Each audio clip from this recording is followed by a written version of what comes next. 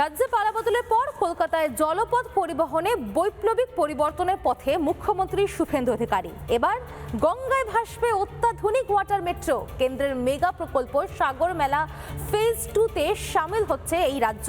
মুখ্যমন্ত্রীর ঘোষণায় খুশির হাওয়া রাজ্য জুড়ে। এবার যানজট কাটিয়ে জলপথে যাতায়াতে আসবে এক যুগান্তকারী বদল।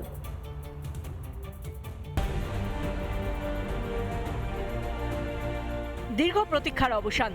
দেশের 18তম শহর হিসেবে কলকাতায় চালু হতে চলেছে অত্যাধুনিক ওয়াটার মেট্রো। বৃহস্পতিবার নবান্নে উচ্চ পর্যায়ের বৈঠকের পর মেগা প্রকল্পের ঘোষণা করেন মুখ্যমন্ত্রী। কলকাতা ওয়াটার মেট্রোতে যুক্ত হচ্ছে।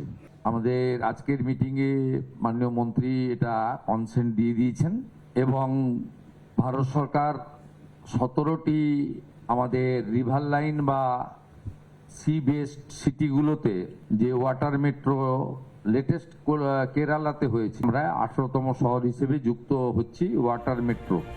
কি এই ওয়াটার মেট্রো? জলপথে আধুনিক বৈদ্যুতিক নৌযানের মাধ্যমে যাত্রী পরিবহন। সাধারণ ফেরির চেয়ে প্রযুক্তি নির্ভর, মেট্রো রেলের মতো সময়সূচি ভিত্তিক। সড়ক ও রেলপথের উপর চাপ কমাতে জলপথে হতে চলেছে কলকাতার সেরা বিকল্প লাইফলাইন। দ্রুত যাতায়াতের পাশাপাশি এই পরিষেবা হবে সম্পূর্ণ পরিবেশ বান্ধব এবং সাশ্রয়ী। শিপিং ডিপার্টমেন্টের একটি ইনিশিয়েটিভ এবং গুড প্রজেক্ট, যেটা ইতিমধ্যে 17টি সিটিতে চলছে। আমরা সাগরমালা 1 তো মিস করে গেছি, ওটা ক্লোজ হয়ে গেছে।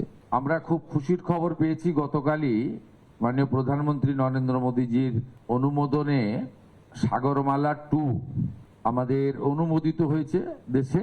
সেখানে আমরা যুক্ত হওয়ার সিদ্ধান্ত নিয়েছি।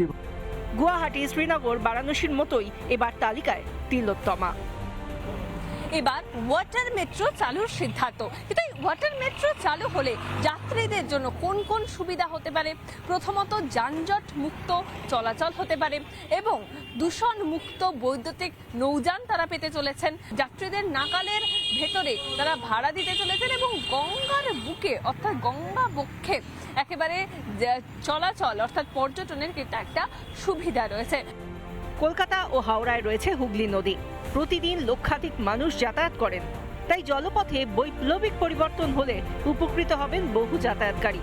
শুধু দৈনিক যাত্রী নয়, কলকাতার পর্যটনেও যোগ হবে এক নতুন মাত্রা। জনসংখ্যা বৃদ্ধির যুগে জলপথে যে ভবিষ্যতের পরিবহন, তা মেনে নিচ্ছেন বিশেষজ্ঞরা।